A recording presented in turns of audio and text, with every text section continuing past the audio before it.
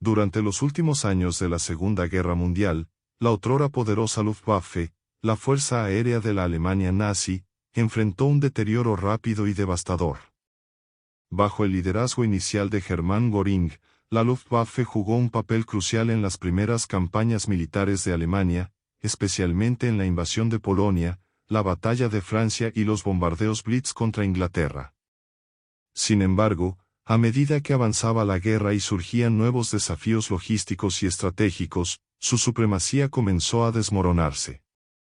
En 1944, la situación en la Luftwaffe ya era catastrófica. Los aliados habían introducido cazas y bombarderos tecnológicamente avanzados, como el P-51 Mustang y el B-17 Flying Fortress, que superaban a muchos de los aviones alemanes en alcance y capacidad de combate. Además, las fábricas de aviones alemanas, a menudo blanco de bombardeos, luchaban por satisfacer la demanda. A pesar de diseños avanzados como el avión de combate Me-262, la producción a gran escala se vio limitada por una economía en colapso y la falta de materias primas. Con la superioridad aérea aliada, Alemania era cada vez más incapaz de proteger sus ciudades e infraestructura de los bombardeos masivos que estaban devastando el país. En ataques como el de Dresde, la Luftwaffe se mostró impotente para detener el avance de los aviones enemigos. La escasez de combustible también se convirtió en un problema crítico, lo que obligó a los pilotos alemanes a realizar misiones con recursos mínimos o a permanecer en tierra mientras las fuerzas enemigas dominaban los cielos. Sin embargo, quizás el mayor golpe para la Luftwaffe fue la pérdida de pilotos experimentados. A medida que aumentaban las bajas, se enviaron reclutas menos entrenados para luchar contra enemigos más hábiles y mejor equipados. Pilotos como Adolf Galland, que dirigía escuadrones de élite, criticaban a menudo el liderazgo de Göring, acusándolo de incompetencia y mala gestión. Las tensiones dentro de la Fuerza Aérea reflejaron el caos general que se apoderó de la maquinaria de guerra nazi al final del conflicto. Ante esta situación surge una pregunta: ¿cómo cree que Alemania podría haber cambiado el destino de la Luftwaffe si hubiera invertido antes en tecnología como los aviones de combate? Esta es una pregunta que intriga a historiadores y estrategas hasta el día de hoy. Con la ofensiva final aliada en la primavera de 1945, el colapso de la Luftwaffe fue inevitable. Durante la batalla de Berlín, los cielos estuvieron completamente dominados por aviones aliados y soviéticos. Los pocos aviones alemanes que aún pudieron despegar se enfrentaron a fuerzas abrumadoras, lo que dio lugar a misiones suicidas que contribuyeron poco a la defensa del Reich. Göring, una figura cada vez más despreciada dentro del alto mando nazi, fue destituido del poder cuando el régimen de Hitler colapsó. En abril de 1945, lo que quedaba de la Luftwaffe era una sombra de su antigua gloria. Pocos aviones, un número reducido de pilotos entrenados y una infraestructura destruida significaron que la Fuerza Aérea Alemana ya no era capaz de ofrecer una resistencia significativa. En este contexto, surge otra pregunta: ¿crees que el declive de la Luftwaffe fue más el resultado de malas decisiones estratégicas o de las limitaciones impuestas por la guerra total? Con la rendición de Alemania en mayo de 1945, la Luftwaffe, como el resto de las fuerzas armadas nazis, dejó formalmente de existir. Pero su legado tanto en términos de innovaciones como de errores sigue siendo estudiado como uno de los factores cruciales de la Segunda Guerra Mundial. Tras la rendición alemana en mayo de 1945, el colapso final de la Luftwaffe se hizo evidente no solo en términos militares, sino también en el impacto que dejó en la historia de la aviación y en la Segunda Guerra Mundial. Durante el transcurso del conflicto, la Luftwaffe comenzó como una fuerza aérea formidable, equipada con algunos de los aviones más avanzados del mundo, como el Messerschmitt Bf 109 y el Junkers Ju-87 Stuke. Sin embargo, su rápido ascenso estuvo acompañado de una caída igualmente precipitada, marcada por fallas estratégicas, agotamiento de recursos y desafíos insuperables. Entre los errores que sellaron el destino de la Luftwaffe destaca la insistencia de Hitler en priorizar los bombardeos estratégicos en lugar de consolidar la supremacía aérea táctica. La batalla de Gran Bretaña, librada en 1940, fue un ejemplo de esto, al cambiar su enfoque de objetivos militares e industriales al bombardeo de ciudades británicas, como Londres. La Luftwaffe perdió la oportunidad de derrotar a la RAF, Royal Air Force, mientras este todavía era vulnerable. La derrota en la batalla no solo comprometió la invasión de Gran Bretaña, sino que también dio a los aliados un punto de partida crucial para futuras ofensivas. La Luftwaffe también enfrentó dificultades causadas por el propio sistema nazi, que favorecía la lealtad política sobre la competencia técnica. Hermann Göring, que dirigía la Fuerza Aérea, a menudo tomaba decisiones basándose en alianzas políticas dentro del régimen de Hitler en lugar de confiar en el Consejo de Expertos Militares. Esto resultó en una asignación ineficaz de recursos, retrasos en el desarrollo de nuevas tecnologías y un liderazgo desorganizado. La llegada de los bombardeos aliados durante la campaña de 1944 y 1945 devastó a Alemania. Los incesantes ataques aéreos contra ciudades como Hamburgo, Berlín y Dresde demostraron la incapacidad de la Luftwaffe para defender su propia patria. El programa de producción de los avanzados aviones de combate Messerschmitt Me-262 se vio obstaculizado por la insistencia de Hitler en utilizarlos como bombarderos, retrasando su impacto en el campo de batalla. Cuando finalmente entraron en funcionamiento, ya era demasiado tarde para marcar una diferencia significativa en la guerra. Otro factor crucial fue la formación inadecuada de los pilotos. Al comienzo de la guerra, la Luftwaffe contaba con una élite de pilotos extremadamente bien entrenados, que acumulaban victorias en combates contra enemigos menos experimentados. Sin embargo, a medida que aumentaron las pérdidas, se hizo imposible mantener el rigor del entrenamiento. Los nuevos reclutas, a menudo enviados al frente con entrenamiento insuficiente, fueron rápidamente derribados por los pilotos aliados, que ahora tenían superioridad numérica y tecnológica. Mientras tanto, la infraestructura necesaria para mantener operativa la Luftwaffe estaba en ruinas. Las fábricas de aviones fueron bombardeadas continuamente, se cortaron las líneas de suministro de combustible y la escasez de materiales críticos como el aluminio y el caucho dificultó aún más la producción. El sistema ferroviario alemán, fundamental para el transporte de piezas y aviones, resultó gravemente dañado, paralizando las operaciones logísticas. En los últimos meses de la guerra, la Luftwaffe dejó de ser una fuerza ofensiva. Sus últimos aviones se utilizaron casi exclusivamente en operaciones defensivas desesperadas, en las que a menudo participaban pilotos jóvenes que poco o nada podían hacer contra fuerzas aliadas superiores. A pesar de algunas iniciativas innovadoras, como el programa Wunderwaffen, Armas Maravillosas, que incluía cazas avanzados e incluso cohetes como el Quinto II, estas tecnologías no se implementaron a una escala suficiente para cambiar el curso del conflicto. Con la ocupación aliada de Alemania, la Luftwaffe se disolvió oficialmente. Muchos de sus líderes fueron capturados y juzgados por crímenes de guerra en el Tribunal de Nuremberg, incluido Hermann Göring, quien se suicidó poco antes de su ejecución. Los pilotos que sobrevivieron se enfrentaron a un futuro incierto, y muchos de ellos fueron encarcelados o vivieron bajo estricta vigilancia por parte de las fuerzas de ocupación. Por otro lado, los avances tecnológicos de la Luftwaffe, como los motores a reacción, inspiraron directamente los diseños de aviones de posguerra en todo el mundo. Los aliados, especialmente Estados Unidos y la Unión Soviética, aprovecharon los descubrimientos alemanes para desarrollar sus propias fuerzas aéreas al comienzo de la Guerra Fría. La Luftwaffe, que había sido un pilar de la estrategia militar nazi, dejó un legado contradictorio. Al mismo tiempo que fue un símbolo de destrucción, también se convirtió en una referencia en el desarrollo de la aviación moderna. Con el fin de la Luftwaffe tras la capitulación de Alemania, la derrota no fue solo militar, sino también psicológica y cultural.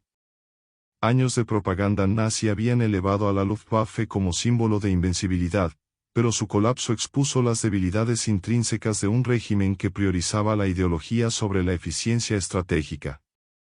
Sin embargo, las semillas de las innovaciones desarrolladas por ingenieros y pilotos alemanes continuaron dando forma a la aviación en el periodo de posguerra. Los aliados reconocieron rápidamente el valor estratégico de las tecnologías desarrolladas por la Luftwaffe, especialmente en el campo de los aviones de combate y los cohetes. Un claro ejemplo de esto fue la Operación Paperclub, en la que científicos alemanes, incluidos ingenieros aeroespaciales, fueron traídos a Estados Unidos para trabajar en proyectos secretos. El caza a reacción Messerschmitt Me 262, aunque entró tarde en servicio, fue disecado por ingenieros aliados que lo utilizaron como base para sus propios diseños de aviones. Aviones como el F-86 Sabre, que se distinguió durante la Guerra de Corea, tenían claras raíces en los avances alemanes. La Unión Soviética, a su vez, capturó una gran cantidad de equipos, dibujos técnicos e ingenieros alemanes.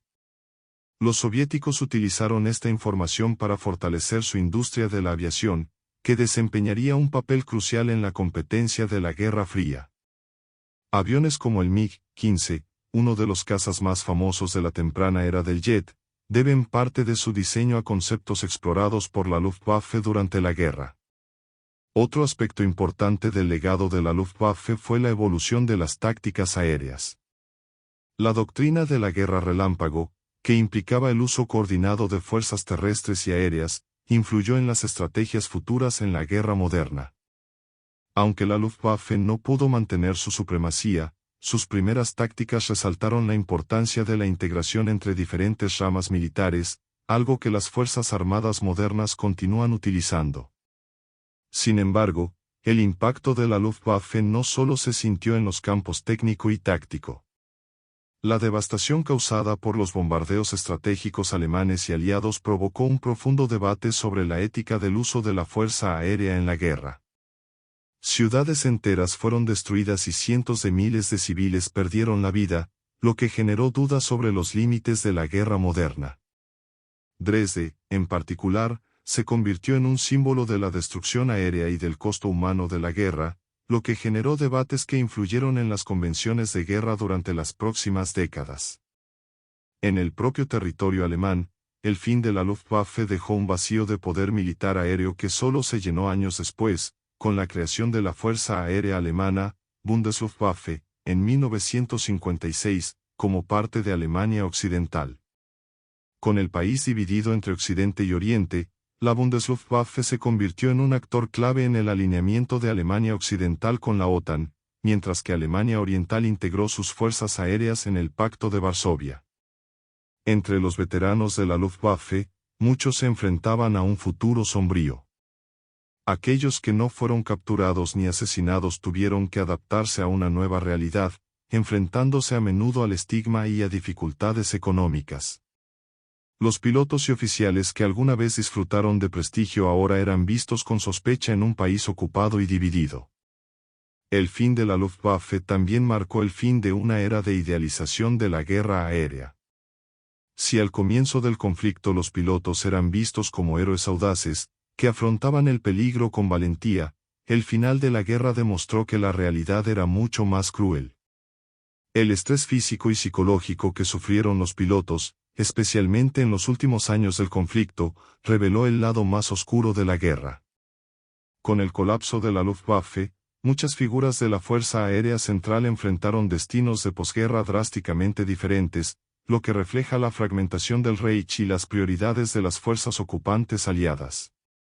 Hermann Göring, el emblemático comandante de la Luftwaffe, fue capturado por las fuerzas estadounidenses y juzgado en Nuremberg.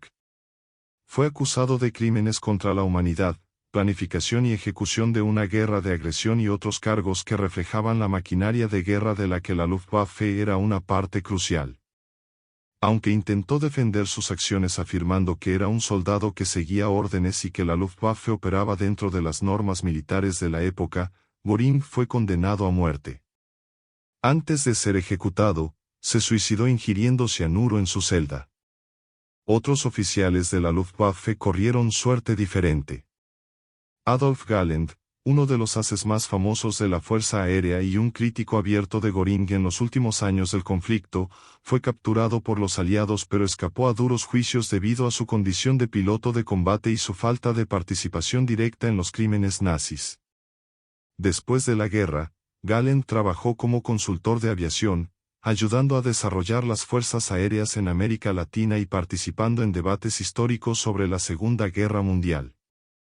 Los ingenieros de la Luftwaffe, especialmente aquellos involucrados en el desarrollo de tecnologías avanzadas, se convirtieron en activos valiosos en la carrera tecnológica de la posguerra.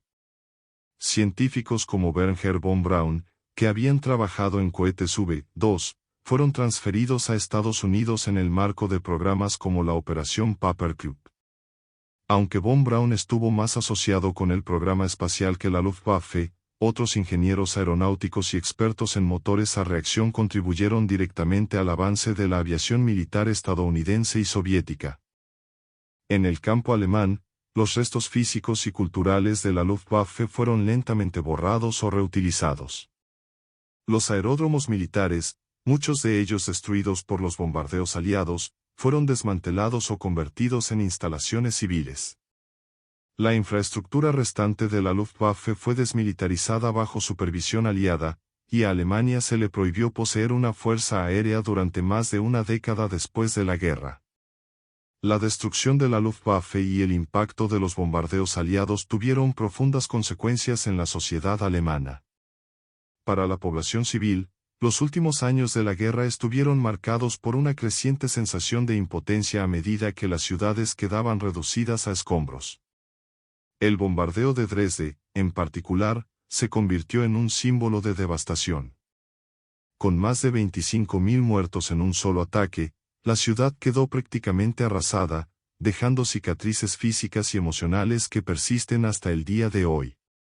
Estas acciones también abrieron debates éticos internacionales sobre los límites de la guerra aérea, alimentando críticas a la estrategia de bombardeo masivo.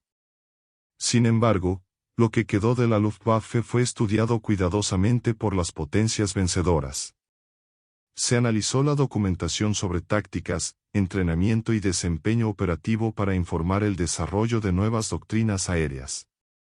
Esto resultó particularmente relevante durante la Guerra Fría, cuando los avances tecnológicos de la Luftwaffe influyeron directamente en las estrategias aéreas de Estados Unidos y la Unión Soviética. La Luftwaffe, a pesar de ser derrotada, dejó un legado técnico que dio forma a la aviación militar mundial durante las próximas décadas. Con el paso de los años, expilotos de la Luftwaffe comenzaron a compartir sus experiencias, revelando a menudo detalles sombríos sobre las realidades del combate aéreo. Estos relatos ayudaron a humanizar una fuerza militar a menudo asociada únicamente con el poder destructivo del régimen nazi. Muchos pilotos destacaron los extremos de presión y sacrificio, especialmente durante los últimos años del conflicto, cuando se llevaron a cabo misiones desesperadas con poco combustible, aviones inadecuados y recursos cada vez más limitados. Aunque la Luftwaffe se disolvió después de la guerra, su resurgimiento parcial se produjo en la forma de la Bundesluftwaffe, la nueva Fuerza Aérea de Alemania Occidental. Creada en 1956, en medio de la creciente tensión de la Guerra Fría, la Bundesluftwaffe se integró en la OTAN y se convirtió en una de las fuerzas aéreas más modernas y mejor equipadas de Europa Occidental.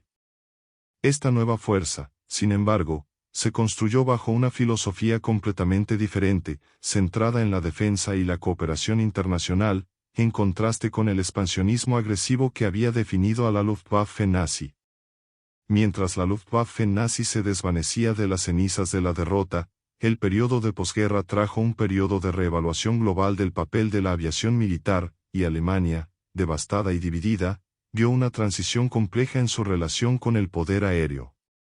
La creación de la Bundesluftwaffe en Alemania Occidental fue un proceso delicado, plagado de desafíos tanto políticos como logísticos, ya que la nueva fuerza aérea necesitaba equilibrar las tensiones de la Guerra Fría con el deseo de distanciarse del legado militarista del Tercer Reich. La Bundesluftwaffe se estableció en 1956 como parte de la integración de Alemania Occidental en la OTAN, y su estructura inicial dependió de la ayuda de asesores aliados, especialmente de Estados Unidos. Muchos veteranos de la Luftwaffe nazi, como pilotos y oficiales, fueron reclutados para formar la columna vertebral de la nueva fuerza, debido a su experiencia operativa y conocimientos técnicos. Entre ellos se encontraba Johannes Steinhoff, un as de la Luftwaffe que había sufrido graves heridas durante un accidente en 1945 pero que se convirtió en una figura clave en la reconstrucción de la aviación militar alemana. Posteriormente, Steinhoff ocupó puestos de liderazgo en la OTAN, ayudando a redefinir la imagen de la aviación militar alemana como una fuerza defensiva y cooperativa.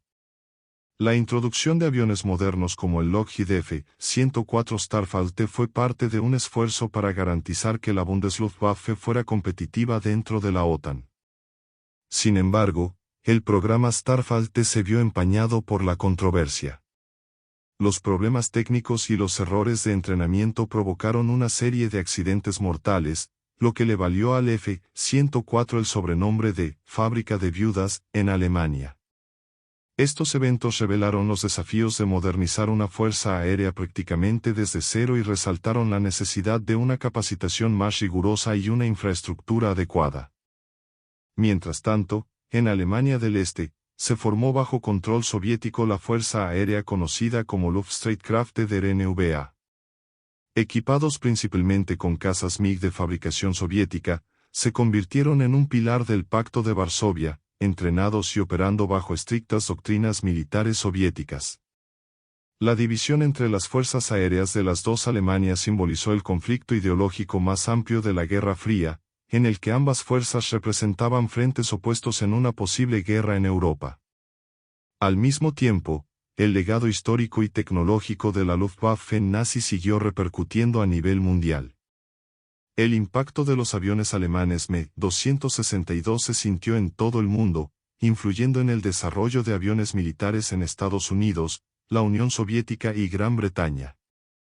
Las lecciones aprendidas de las campañas de bombardeos estratégicos, tanto las llevadas a cabo por la Luftwaffe como las sufridas por Alemania, llevaron a cambios significativos en la forma en que las fuerzas aéreas abordaron la guerra moderna. La era de los bombardeos masivos, que alcanzó su punto máximo en la Segunda Guerra Mundial, dio paso a estrategias más precisas, impulsadas por la tecnología, en la Guerra Fría. A nivel interno, Alemania enfrentaba una lucha constante para lidiar con el peso simbólico de la Luftwaffe nazi. Museos y memorialistas debatieron cómo preservar los elementos históricos de la Fuerza Aérea sin glorificar sus logros asociados con el régimen nazi. Los aviones supervivientes, como los ejemplos del Me-262 y el Focke-Wulf FW-190, se convirtieron en piezas de estudio y reflexión en exposiciones que buscaban enseñar a las generaciones futuras sobre los horrores y las innovaciones tecnológicas de la guerra. Sin embargo, la Luftwaffe dejó un impacto cultural duradero. Las películas, los libros y los documentales a menudo destacaban a la Fuerza Aérea Alemana, a sus pilotos y a sus máquinas como símbolos tanto de poder como de tragedia. La figura del piloto de la Luftwaffe fue romantizada en algunas narrativas, mientras que en otras se asoció con la destrucción indiscriminada y la complicidad con un régimen genocida. Con el paso de las décadas, el papel de la Luftwaffe en la historia comenzó a analizarse a través de lentes nuevos, más críticos y completos. No se trataba solo de máquinas o estrategias, sino también de las vidas humanas que se perdieron o transformaron en el conflicto. Tanto los aviadores que lucharon como los civiles que sufrieron los bombardeos tenían profundas cicatrices que resonaban en recuerdos y relatos. En los años posteriores a la guerra, la Luftwaffe nazi fue reevaluada no solo por el impacto militar que tuvo, sino también por lo que representó en términos de innovación tecnológica y transformación estratégica. Al mismo tiempo, la sociedad alemana luchó por afrontar las implicaciones morales de sus acciones durante el conflicto. Mientras algunas figuras de la Luftwaffe intentaban distanciarse del régimen nazi, otras permanecían bajo la sombra de un sistema que utilizaba su fuerza aérea como herramienta de expansión y destrucción. El aspecto tecnológico siguió siendo un área de fascinación y estudio. El desarrollo de cazas como el Messerschmitt Me-262, bombarderos como el Heinkel 177 y los primeros diseños de alas volantes de Horten representaron hitos importantes que dieron forma al futuro de la aviación militar. Aunque la Luftwaffe no pudo explotar todo el potencial de estas innovaciones durante la guerra, estos diseños influyeron directamente en la aviación de posguerra. En Estados Unidos, proyectos secretos como el desarrollo del avión espía U-2 y el primer avión furtivo aprovecharon las lecciones aprendidas de los avances alemanes. En la Unión Soviética, los ingenieros también recurrieron a conceptos alemanes, particularmente en el campo de los motores a reacción y la aerodinámica avanzada. Durante la Guerra Fría, las dos superpotencias compitieron para superarse mutuamente en avances aéreos y espaciales, a menudo utilizando la experiencia alemana adquirida durante la ocupación. La carrera armamentista, que culminó con logros como el primer vuelo supersónico y la exploración del espacio, tuvo profundas raíces en los avances iniciados durante los últimos años de la Luftwaffe. Mientras tanto, el papel simbólico de la Luftwaffe se fue transformando lentamente. Para muchos veteranos alemanes, la asociación con el régimen nazi fue una pesada carga. Pilotos como Erich Hartmann, el mayor as de la aviación de la historia con 352 victorias confirmadas, pasaron años después de la guerra luchando para limpiar sus nombres de cualquier acusación de crímenes de guerra.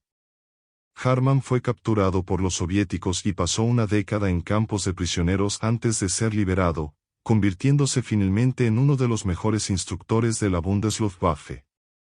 Sin embargo, para la sociedad alemana, la Luftwaffe representó un capítulo doloroso de su historia. Los bombardeos sobre ciudades como Coventry, Londres, Stalingrado y, más tarde, los propios centros urbanos alemanes, fueron testimonio del poder destructivo de la guerra aérea. Esta destrucción masiva no perdonó a los civiles, y el recuerdo del sufrimiento causado por y contra la Luftwaffe permaneció vivo tanto en Alemania como en los países atacados. En los tribunales de Nuremberg y en las décadas siguientes, se debatió ampliamente el papel de la Luftwaffe. Si bien Hermann Göring fue condenado como una de las figuras centrales del régimen nazi, otros líderes escaparon de duros juicios debido al enfoque de los aliados en perseguir a aquellos directamente involucrados en crímenes de guerra y el Holocausto. Aún así, muchos oficiales fueron interrogados exhaustivamente para proporcionar información sobre la estructura y las operaciones de la Fuerza Aérea Alemana, lo que ayudó a los aliados a comprender los fracasos y los éxitos del modelo militar nazi. En el contexto interno, la Bundesluftwaffe buscó crear una fuerza aérea con una identidad completamente nueva, disociada del pasado nazi. La doctrina operativa se ha diseñado para reflejar los valores de la OTAN, con énfasis en la defensa colectiva y el respeto al derecho internacional. El entrenamiento de pilotos alemanes comenzó a llevarse a cabo en bases aliadas, principalmente en Estados Unidos y Canadá, reforzando el compromiso de Alemania Occidental con un enfoque más ético y colaborativo de la guerra moderna. Con el paso del tiempo, los historiadores e investigadores comenzaron a analizar más profundamente el impacto de las decisiones estratégicas tomadas por la Luftwaffe. La insistencia en los bombardeos estratégicos, la sobreestimación de las capacidades de sus pilotos y la falta de inversión adecuada en nuevas tecnologías en las primeras etapas de la guerra fueron ampliamente considerados errores fatales. Asimismo, la incapacidad de Göring para organizar y dirigir eficazmente la Luftwaffe contribuyó a su colapso. Muchos oficiales alemanes después de la guerra describieron su frustración por la falta de una dirección clara en el alto mando, especialmente durante los últimos años. Hoy en día, el legado de la Luftwaffe es un tema que suscita sentimientos encontrados. Por un lado, es innegable su aporte a la aviación moderna, con avances que impulsaron la aviación militar en todo el mundo. Por otro lado, no se puede ignorar su papel como herramienta de opresión y destrucción en el régimen nazi. Los memorialistas, museos e historiadores continúan explorando estos aspectos, asegurándose de que las lecciones del pasado sigan vivas.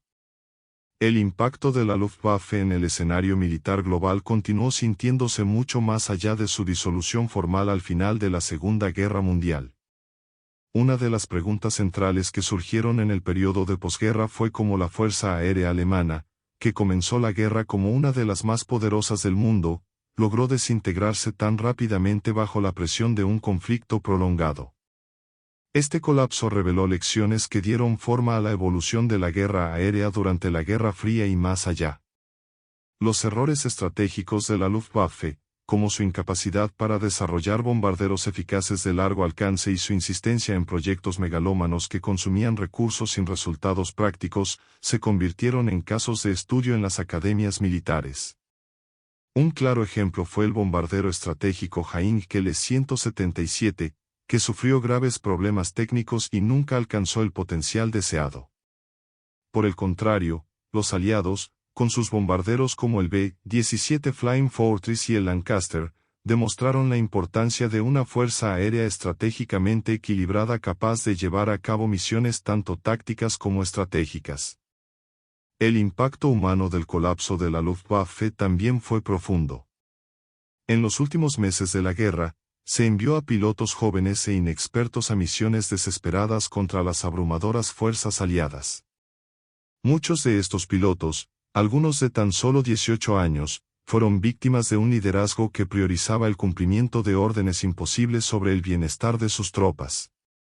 Esta situación provocó un sentimiento de amargura entre los supervivientes, muchos de los cuales cuestionaron las decisiones tomadas por el alto mando de la Luftwaffe. En la Alemania de posguerra, la narrativa pública sobre la Luftwaffe estuvo marcada por una paradoja.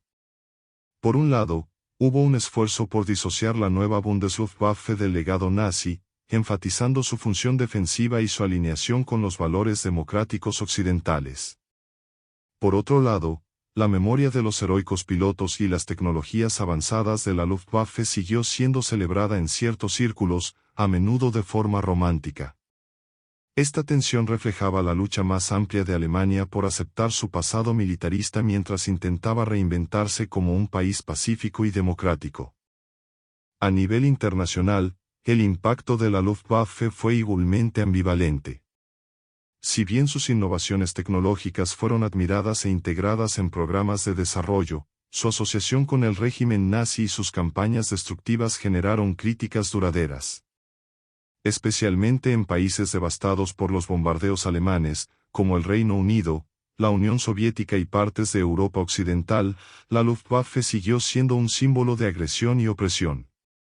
Estos sentimientos influyeron en la política de reconstrucción de Alemania, y las fuerzas aliadas impusieron severas restricciones a sus capacidades militares durante más de una década.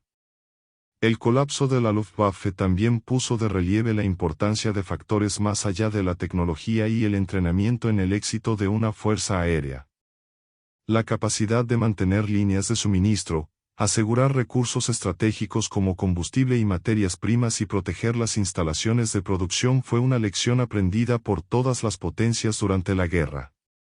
Estas lecciones se aplicaron en las décadas siguientes, cuando la Guerra Fría presentó un escenario en el que la logística y la infraestructura eran tan importantes como las habilidades de combate. Al final, la Luftwaffe dejó un legado contradictorio en la historia de la aviación. Fue al mismo tiempo una fuerza de innovación y destrucción, un símbolo de ambición tecnológica y fracasos estratégicos.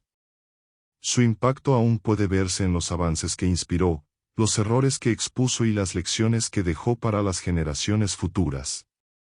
Con el fin de la Luftwaffe y el comienzo de un periodo de reconstrucción global, la aviación militar entró en una nueva era marcada por los avances tecnológicos y las lecciones aprendidas durante la Segunda Guerra Mundial. Los modelos de aviones desarrollados poco después del conflicto estuvieron profundamente influenciados por las innovaciones que introdujo la Luftwaffe, especialmente en el campo de la propulsión a reacción y la aerodinámica. Un primer ejemplo notable fue el desarrollo por parte de los Estados Unidos del Lockheed P-80 Shooting Star, que se convirtió en el primer caza a reacción operativo de la Fuerza Aérea de los Estados Unidos. Inspirado en estudios capturados en Alemania y el concepto de alta velocidad que representaba el Messerschmitt Me-262, el P-80 marcó la transición definitiva de la era de los cazas de hélice a los aviones a reacción. Aunque la estrella fugaz no entró en combate en la Segunda Guerra Mundial, jugó un papel importante durante la Guerra de Corea, demostrando cómo la aviación militar había evolucionado en tan solo unos años. En la Unión Soviética, el caza MiG-15 fue una respuesta directa a los avances tecnológicos observados en los aviones alemanes. Diseñado alrededor de motores a reacción Rolls-Royce que, irónicamente, los británicos vendieron a los soviéticos antes de que escalara la Guerra Fría, el MiG-15 se convirtió en uno de los cazas más famosos de la historia. Se utilizó ampliamente en la Guerra de Corea y fue el primer caza soviético que se enfrentó directamente a las fuerzas aéreas occidentales. Su elegante diseño y su superior capacidad de combate demostraron que la aviación militar había entrado en una nueva fase, donde la velocidad y la altitud dominaban las tácticas. En Occidente, la introducción del F-86 Sabre norteamericano fue un hito importante. Inspirado tanto en el Me-262 como en las innovaciones aerodinámicas alemanas, el F-86 fue un adversario directo del MiG-15 en la Guerra de Corea. El enfrentamiento entre estos dos modelos de aviones se convirtió en un símbolo de la rivalidad entre las superpotencias emergentes. El F-86 destacó por su maniobrabilidad, armamento avanzado y sistemas de control de vuelo refinados, estableciendo un estándar para los cazas modernos. Mientras tanto, Gran Bretaña también estaba explotando los frutos de la tecnología alemana capturada. El Gloster Meteor, el primer avión de combate británico, ya había entrado en servicio en los últimos meses de la Segunda Guerra Mundial, pero fue el English Electric Canberra el que dio protagonismo a los británicos en los primeros meses de la posguerra. El Canberra, un bombardero a reacción ligero, era muy avanzado para su época y combinaba velocidad con la capacidad de operar a gran altura. Permaneció en servicio durante décadas, prueba de su eficacia y versatilidad. En el contexto de Alemania, la Bundesluftwaffe, creada en 1956, estuvo inicialmente equipada con aviones suministrados por los aliados occidentales. Entre ellos se encontraba el F-84 Sandejet, seguido del F-104 Starfalte. Estos últimos, aunque tecnológicamente avanzados, se enfrentaban a graves problemas de seguridad y mantenimiento, especialmente en Alemania, donde la tasa de accidentes era alarmantemente alta. Pese a ello, el Starfalte representó un avance significativo en velocidad y capacidades de ataque de largo alcance, características esenciales para una fuerza aérea en plena Guerra Fría.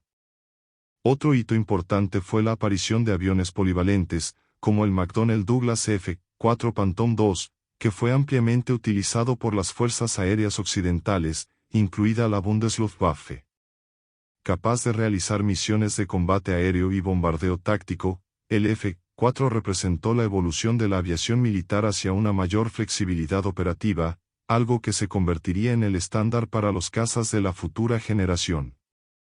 El periodo de posguerra también vio la introducción de bombarderos estratégicos propulsados por reactores, como el Boeing B-47 Stratojet y, más tarde, el B-52 Stratofortress. Estos bombarderos no solo heredaron las lecciones aprendidas de los diseños alemanes de largo alcance, sino que también reflejaron la nueva realidad de la disuasión nuclear. El B-52, en particular, se convirtió en un ícono de la Guerra Fría, permaneciendo en servicio activo durante décadas debido a su capacidad de adaptarse a los cambios tecnológicos y estratégicos. Por el contrario, en la Unión Soviética, el bombardero Tupolev Tu-16 fue una respuesta directa a la necesidad de proyectar el poder aéreo a distancias intercontinentales. Combinaba velocidad y alcance con la capacidad de portar armas nucleares, convirtiéndose en una pieza clave de la estrategia soviética durante la Guerra Fría. Al igual que los bombarderos estadounidenses, el Tu-16 reflejaba la creciente importancia del poder aéreo como herramienta no solo de guerra sino también de influencia geopolítica. La transición a la aviación moderna, guiada por estos avances, solidificó el papel del avión como centro de operaciones aéreas militares. Si bien la Luftwaffe nazi fue un capítulo oscuro de la historia, su contribución tecnológica, directa o indirecta, ayudó a definir los contornos de la aviación militar en el siglo XX y más allá. Puedo seguir abordando cómo esta evolución condujo a generaciones posteriores de aviones o cómo cambió el equilibrio entre tecnología y estrategia a lo largo de la Guerra Fría. A medida que la aviación militar continuó su evolución durante la Guerra Fría, las lecciones aprendidas de la Luftwaffe y de las innovaciones de finales de la Segunda Guerra Mundial se consolidaron en nuevos paradigmas de diseño y estrategia. La década de 1960 marcó la aparición de aviones que definieron no solo la superioridad aérea, sino también la capacidad de realizar múltiples misiones con alta eficiencia. Los cazas de segunda generación, como el McDonnell Douglas F-4 Phantom II y el MiG-21 soviético, se destacaron como ejemplos sorprendentes de esta época. El F-4 Phantom II, ampliamente utilizado por las Fuerzas Armadas estadounidenses y sus aliados, fue diseñado para ser un caza multifunción, que combina capacidades de combate aéreo y bombardeo táctico. Estaba equipado con potentes motores, una impresionante carga útil y avanzados sistemas de radar que lo convirtieron en uno de los aviones más versátiles de su época.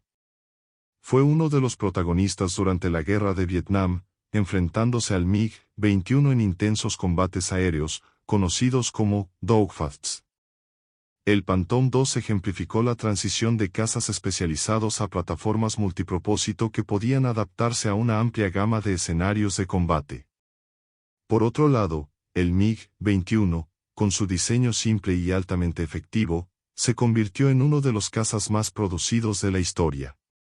Desarrollado por la Unión Soviética como respuesta directa a la necesidad de un caza rápido y maniobrable para combatir las amenazas occidentales, el MiG-21 era un avión pequeño, rápido y relativamente económico de construir.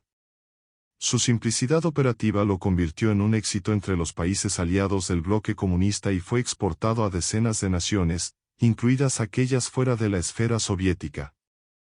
Su impacto en la aviación militar global fue profundo, especialmente en los conflictos regionales en Asia, Medio Oriente y África. En el ámbito de los bombarderos estratégicos, el B-52 Stratofortress siguió siendo el pilar de la Fuerza Aérea estadounidense, con su alcance intercontinental y su capacidad para portar armas nucleares. El bombardero soviético Tupolev Tu-95, conocido como el Oso por los países de la OTAN, era el equivalente soviético, un diseño robusto que combinaba motores turbohélice con un enorme alcance y capacidad de carga útil. Ambos modelos se convirtieron en símbolos de la estrategia de disuasión nuclear, patrullando constantemente los cielos en misiones que podían activarse en cuestión de minutos en caso de una guerra total.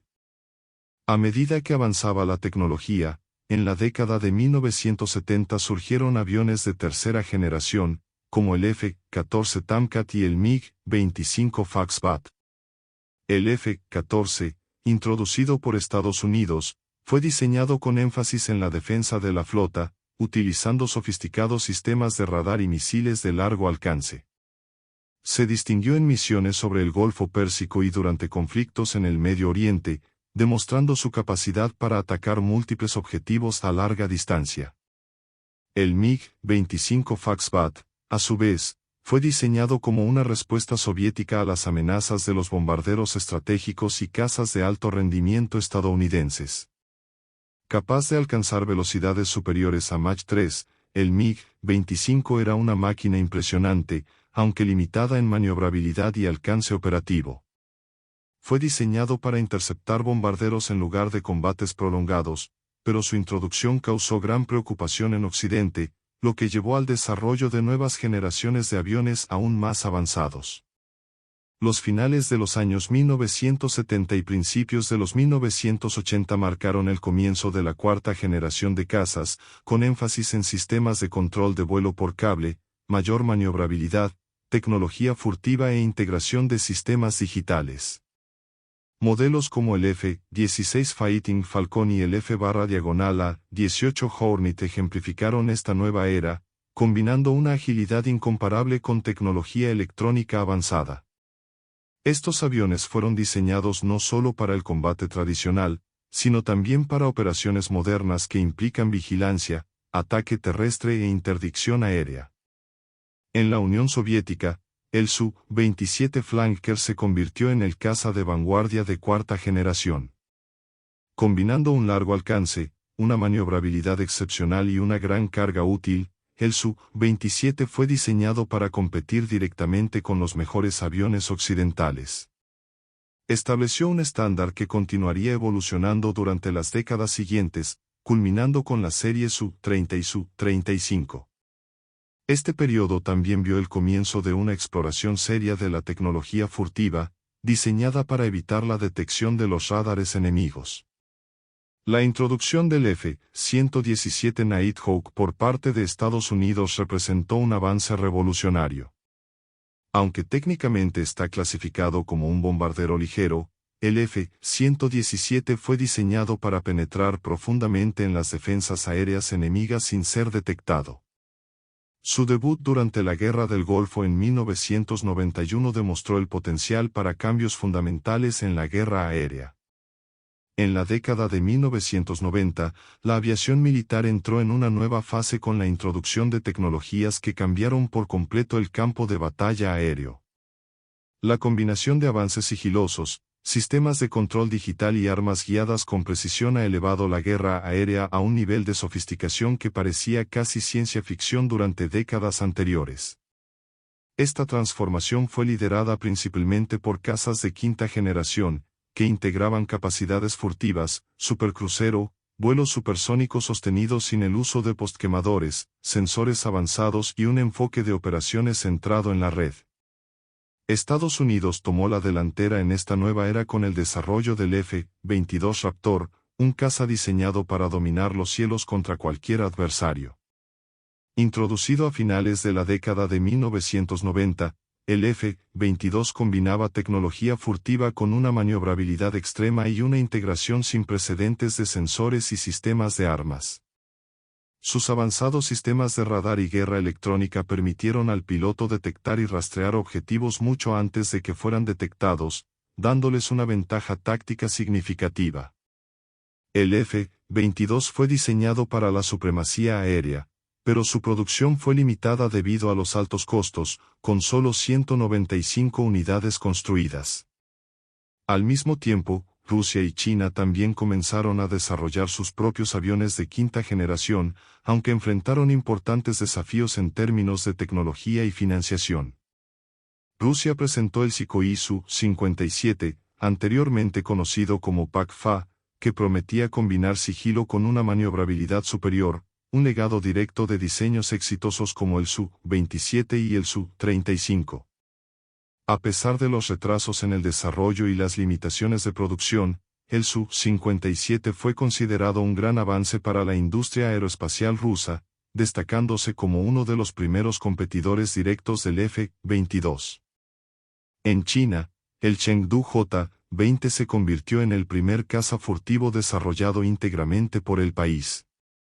Diseñado sobre la base de tecnologías adquiridas y desarrolladas localmente, el J-20 demostró la creciente ambición y capacidad de China para competir con Estados Unidos y Rusia en la aviación militar.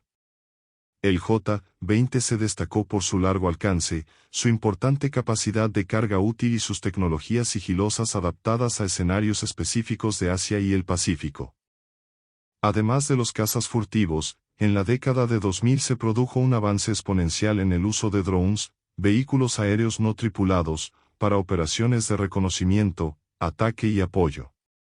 Modelos como el MQ-1 Predator y más tarde el MQ-9 Reaper redefinieron la forma en que los militares abordaban la guerra aérea.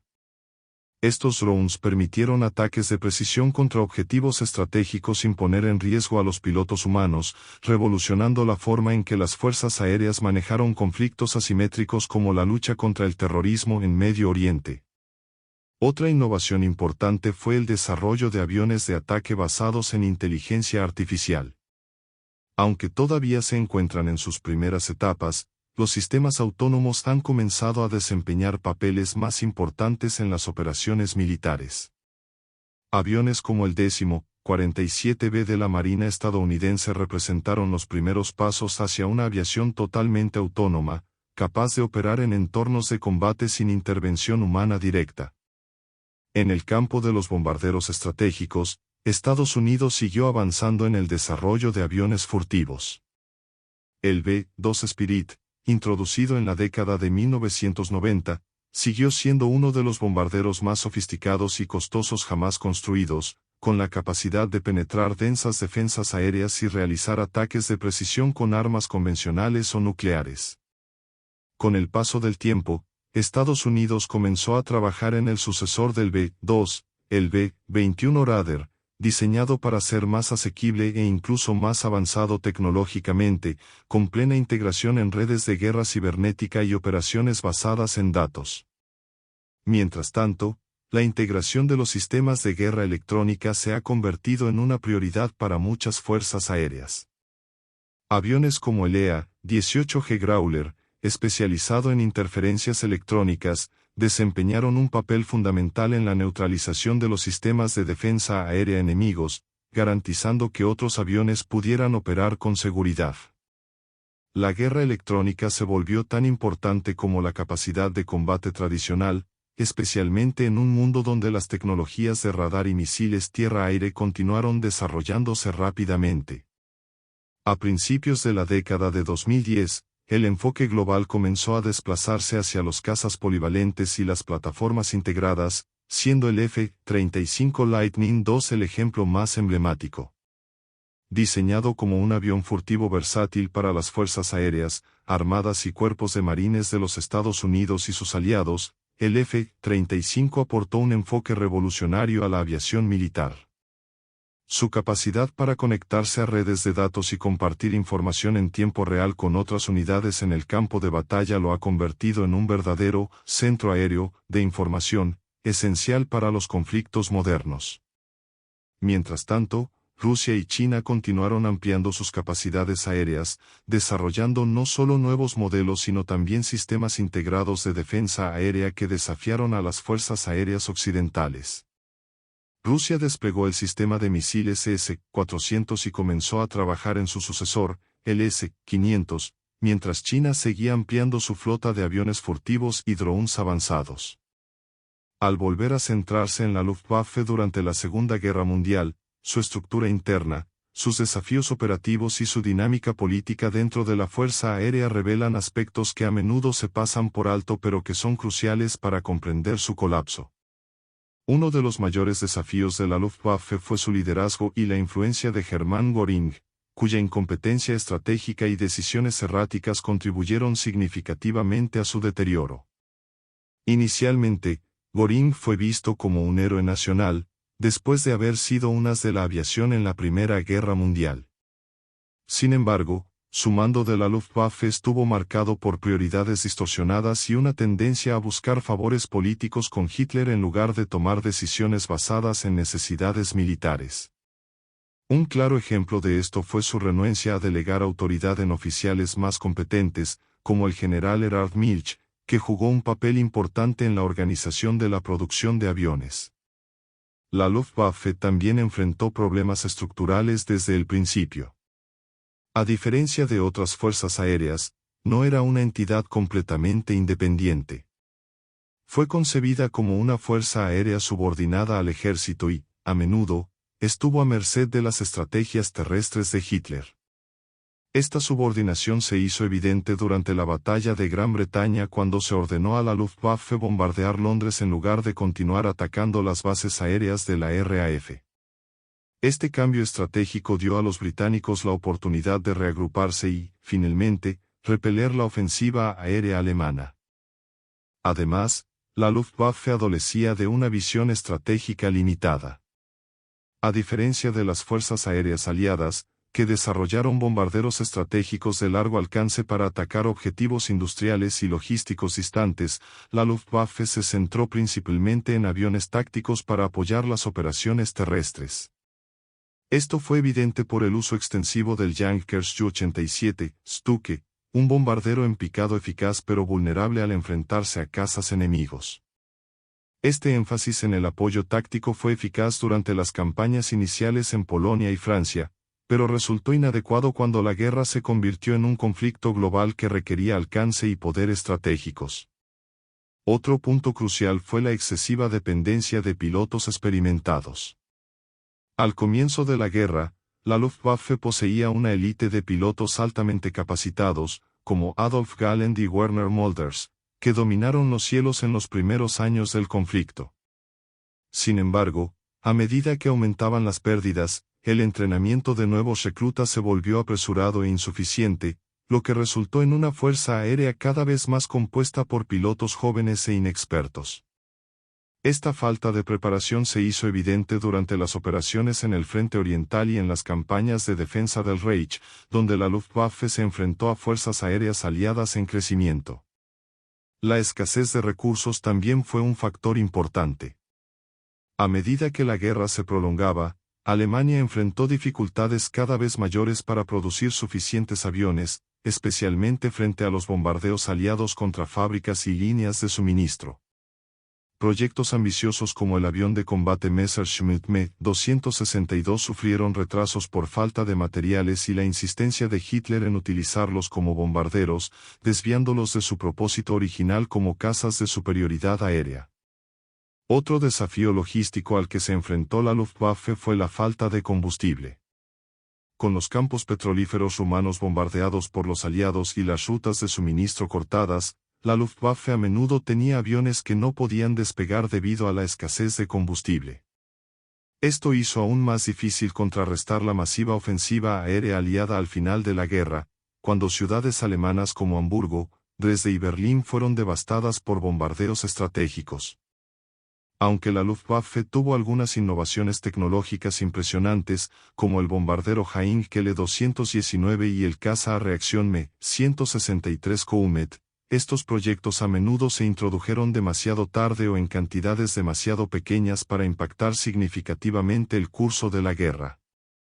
Además, la falta de una coordinación central eficaz a menudo dio lugar a un desperdicio de recursos y al desarrollo paralelo de proyectos competitivos.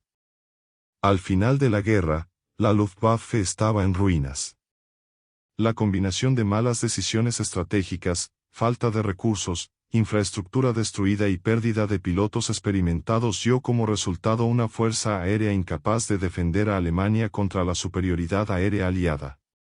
La caída de la Luftwaffe simbolizó no solo el colapso del esfuerzo bélico alemán, sino también el fracaso de un liderazgo que priorizaba las ambiciones personales y políticas sobre la eficacia militar. En los últimos meses de la guerra, la Luftwaffe enfrentó una situación de absoluta desesperación, luchando por mantener cualquier apariencia de relevancia en un conflicto que ya estaba perdido para Alemania. La ofensiva aliada en los cielos de Europa había reducido drásticamente la capacidad de la Fuerza Aérea Alemana para operar con eficacia. Las condiciones logísticas y humanas se habían deteriorado tanto que muchos de los últimos pilotos y tripulaciones eran poco más que adolescentes, apresurados a combatir contra fuerzas muy superiores. Uno de los últimos intentos de la Luftwaffe de cambiar el rumbo fue la Operación Bodenplatte, llevada a cabo el 1 de enero de 1945. Este ataque sorpresa tenía como objetivo destruir los aviones aliados en tierra en los aeródromos cercanos al frente occidental. A pesar de que inicialmente parecía prometedora, la operación fue un desastre para la Luftwaffe. Aunque algunos aviones aliados fueron destruidos, la mayoría de los pilotos alemanes involucrados fueron derribados por cazas de patrulla o artillería antiaérea aliada. Bodenplatte marcó el fin efectivo de la capacidad ofensiva de la Luftwaffe, poniendo de relieve la desorganización y el agotamiento de la fuerza aérea. Un elemento que merece ser destacado en los últimos meses es el papel de los aviones de combate Messerschmitt Me-262. Estos cazas avanzados tenían el potencial de cambiar el curso del combate aéreo debido a su velocidad y potencia de fuego superiores, haciéndolos prácticamente invulnerables a los cazas aliados convencionales. Sin embargo, su introducción tardía, combinada con la escasez de combustible, repuestos y pilotos capacitados, limitó gravemente su eficacia. Los pocos escuadrones Me-262 que se operaron se utilizaron principalmente en misiones defensivas contra bombarderos aliados, consiguiendo derribar algunas formaciones, pero sin cambiar el desenlace general de la guerra. Mientras tanto, la devastación causada por los bombardeos aliados en Alemania fue tan completa que la Luftwaffe apenas podía operar.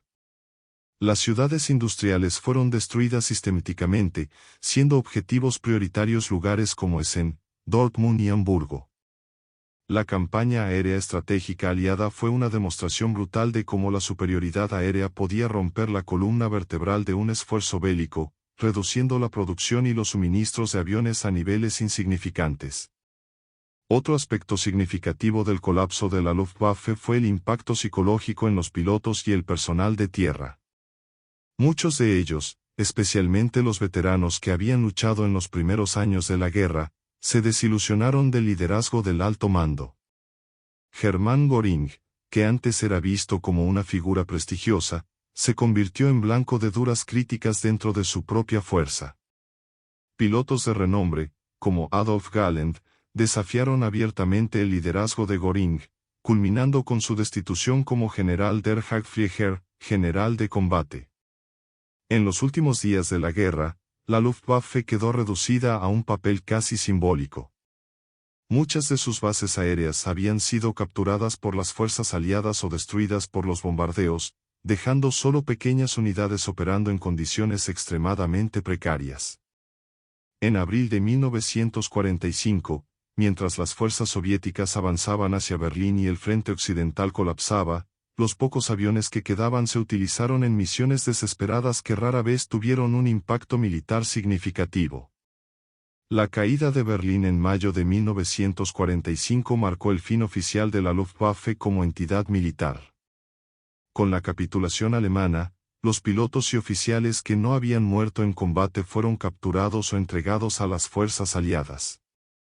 Muchos de estos hombres enfrentaban un futuro incierto, especialmente aquellos que se habían distinguido como líderes o innovadores técnicos. Aunque el alto mando de la Luftwaffe fue en gran parte desmantelado, no se olvidó la experiencia técnica acumulada durante los años de guerra. Los proyectos que la Luftwaffe inició pero no logró completar continuaron influyendo en la aviación durante las décadas siguientes. El caza-cohetes Messerschmitt Me 163, aunque ineficaz en el campo de batalla, representó un hito en la exploración de la propulsión alternativa. Asimismo, los bombarderos de largo alcance como el Heinkel 277, que nunca entró en servicio, inspiraron el desarrollo de plataformas aéreas estratégicas posteriores en otros países. Con la rendición alemana, el colapso de la Luftwaffe fue total y definitivo. Lo que quedaba de la alguna vez poderosa fuerza aérea nazi era una colección fragmentada de aviones dañados, bases destruidas y un grupo disperso de pilotos y técnicos, muchos de los cuales ya habían abandonado cualquier esperanza de victoria. La guerra aérea en Europa terminó con los cielos dominados por los aliados, que habían utilizado su superioridad aérea para destruir la infraestructura alemana y paralizar su maquinaria de guerra. Después de la rendición, los aliados tomaron medidas rápidas para desmantelar la Luftwaffe. Se estudiaron en detalle los aviones capturados, especialmente los avanzados aviones de combate Me-262 y los cohetes V-1 y V-2, que inspirarían directamente el desarrollo de tecnologías militares y espaciales en las próximas décadas. Muchas de estas innovaciones fueron absorbidas por los programas militares de Estados Unidos y la Unión Soviética, que se estaban preparando para la Guerra Fría. Los pilotos y oficiales de la Luftwaffe enfrentaron destinos diferentes. Algunos, como Hermann Göring, fueron capturados y juzgados en el Tribunal de Nuremberg. Göring, figura central del régimen nazi, fue condenado a muerte por crímenes de guerra pero se suicidó antes de ser ejecutado.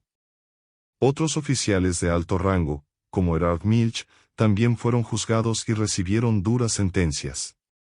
Sin embargo, muchos pilotos y técnicos que no estuvieron directamente involucrados en los crímenes del régimen lograron escapar de castigos graves, y algunos incluso fueron reclutados por las potencias vencedoras para trabajar en sus programas de aviación. Los pilotos de élite, aquellos que acumulaban cientos de victorias en los cielos de Europa, se convirtieron en figuras complejas en la posguerra. Aunque sus habilidades fueron admiradas, muchos de ellos enfrentaron la carga moral de haber luchado por un régimen responsable de atrocidades a escala global. Adolf Galland, uno de los principales ases de la Luftwaffe, empezó a trabajar como consultor de aviación después de la guerra y escribió extensamente sobre sus experiencias, criticando a menudo el desastroso liderazgo de Göring y Hitler. La disolución de la Luftwaffe marcó el fin de una era, pero su impacto tecnológico siguió dando forma al mundo.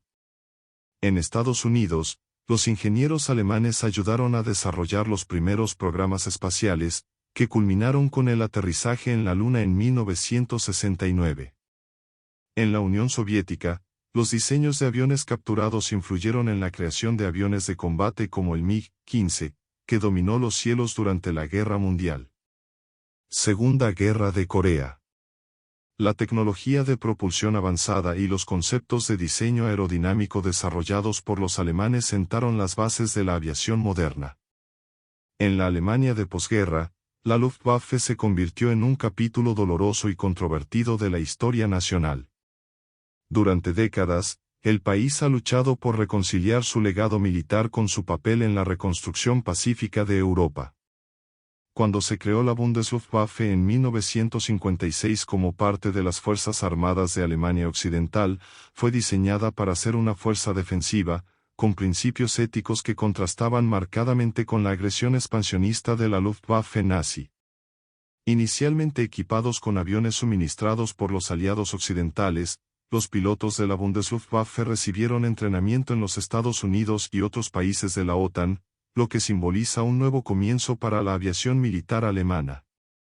Culturalmente, la Luftwaffe ha sido inmortalizada en libros, películas y documentales, muchos de los cuales han explorado tanto sus innovaciones tecnológicas como los horrores causados por la guerra aérea. Las campañas de bombardeos, tanto las realizadas por la Luftwaffe como las sufridas por Alemania, se convirtieron en símbolos del impacto devastador del poder aéreo sobre la población civil. Dresde, una ciudad casi destruida por los bombardeos aliados, sigue siendo un sombrío recordatorio de las consecuencias de la guerra aérea total. Con el tiempo, la Luftwaffe dejó de ser vista simplemente como una fuerza de destrucción, sino que se convirtió en un objeto de estudio histórico y técnico. Sus primeros triunfos, sus errores estratégicos y su colapso final ofrecen lecciones valiosas sobre el papel de la aviación en la guerra moderna y los límites del poder militar frente a recursos limitados y un liderazgo deficiente. La historia de la Luftwaffe no es solo la historia de una fuerza aérea, sino también una narrativa sobre la ambición, la innovación y el costo humano de decisiones estratégicas mal calculadas. Su legado sigue vivo tanto en los avances que inspiró como en los horrores que perpetuó, asegurando que sus lecciones nunca se olviden.